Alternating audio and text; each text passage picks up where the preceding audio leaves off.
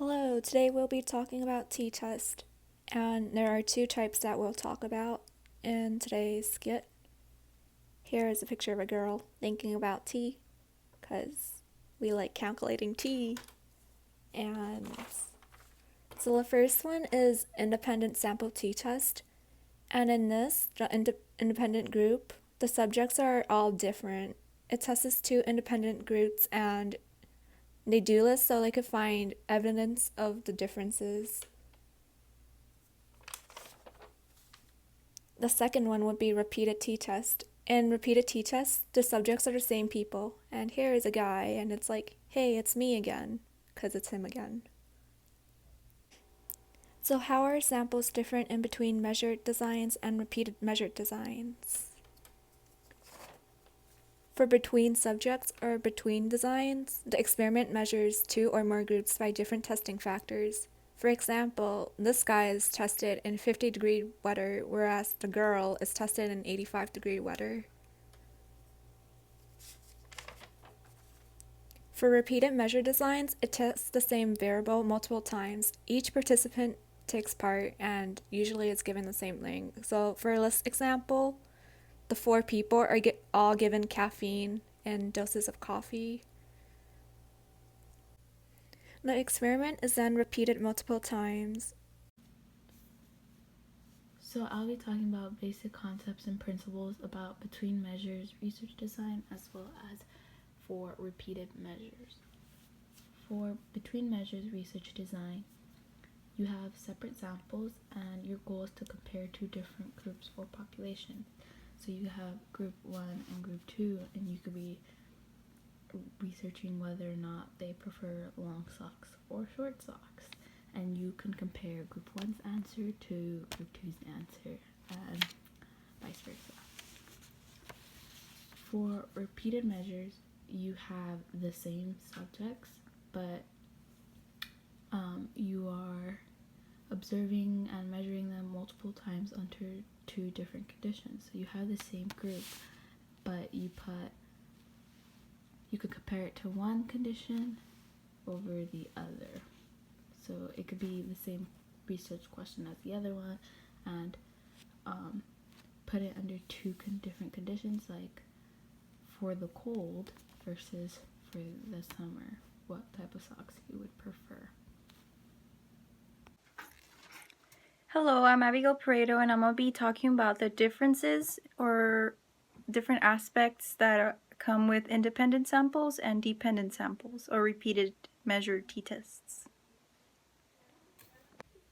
We will be discussing the main differences between two types of t-tests, the independent sample t-test and the dependent sample t-test.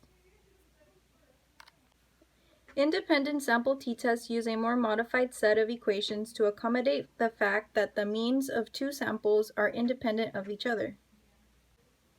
As you can see, there are about 4 different equations that you have to do in order to solve for the final t-test.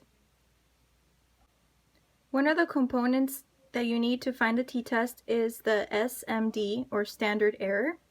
And to find this equation, you need the s squared pooled, which you see is right here. This is the form of the dependent sample. So for independent sample t-test, you use an s squared pooled when you conjoin both the sum of squares of the first sample and the sum of squares from the second sample, and you add the df's. So to find the degrees of freedom, you would do the same thing, df equals n minus 1. But for independent samples, you would add the df's together. So in a problem like this, you usually will get two types of n's, from one being one of the samples and the other being the other sample, and two different values for the means. And these values are independent from each other. This would be the first sample and this would be the second sample. Coming back to the pooled variance, you will first need the sum of squares, which you see here is the equation for the sum of squares. This equation pertains to both independent and dependent samples, t-tests. As written here, we plug these sum of squares into the pooled variance, and for independent samples, we use this equation right here. Finally, to find the standard error of a particular problem like this, you would plug in the S pool that you found, joining both of the samples information right here. You would plug it into here, and simply just put the N1 and N2 that is stated in the problem. They give you particular values. The equations are modified to find the independent sample t-test, or to carry out this equation right here, to find your t statistic that will eventually tell you what you conclude for the experiment. Not only the equations are modified, but also the hypotheses are modified.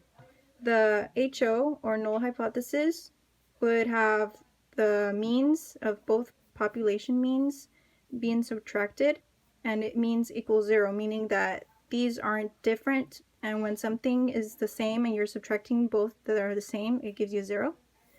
The alternative hypothesis, H1, would be that the population means would actually have a difference and therefore not equal 0. Now we will move on to discussing about the equations that are needed to make a t-test from the dependent samples or repeated measure t-tests type of problem. Compared to independent sample t-tests, dependent sample t-tests have a different type of way of writing the hypothesis, the HO and H1, the null and alternative hypothesis. You write it in this way because they are dependent of each other. Independent samples come from repeated trials, or they measure the same subjects. Like they just measure the same amount of people. That's why the N1s are usually they're the same, like 5 people, for example. So that's why the hypotheses are just written as this as compared to independent samples, whereas you can see they are written separately because they are independent from each other. So if the mean differences shown by this D right here they are not as different, the samples are not as different, two samples, it will be equal to 0, because if something is the same and you subtract it, it will be 0. And if there are some significant difference between the samples, it would not equal 0.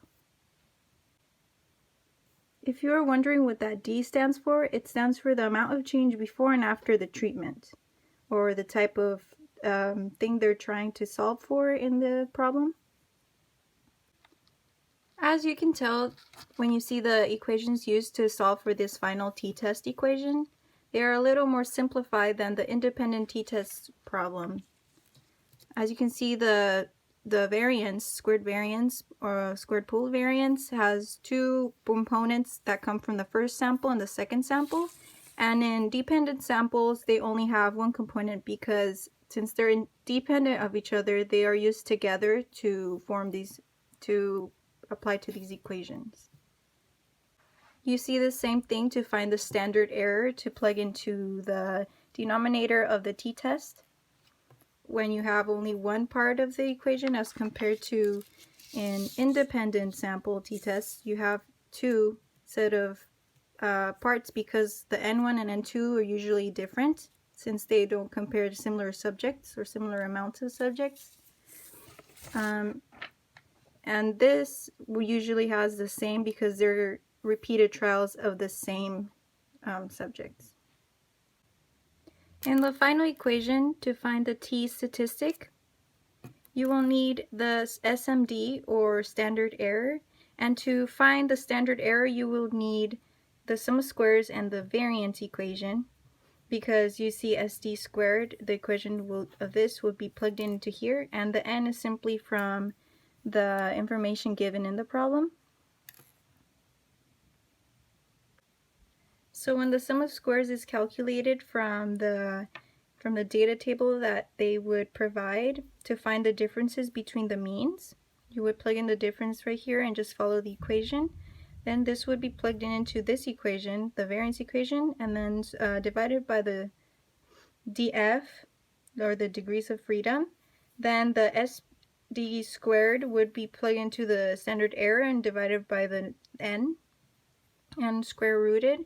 this information would go under here, and the way to find the differences between the means is by using this, is the difference between the means and then added together and divided by the n to find an average of pre to post treatment differences in scores. I hope the comparison between the equations and how they are used in dependent samples and independent samples was helpful to understand when and how to use the equations and the differences between the requirements to find t-tests in between the two types of t-tests. Hello, I'm Susan Lee, and I did the part about independent and repeated t-tests.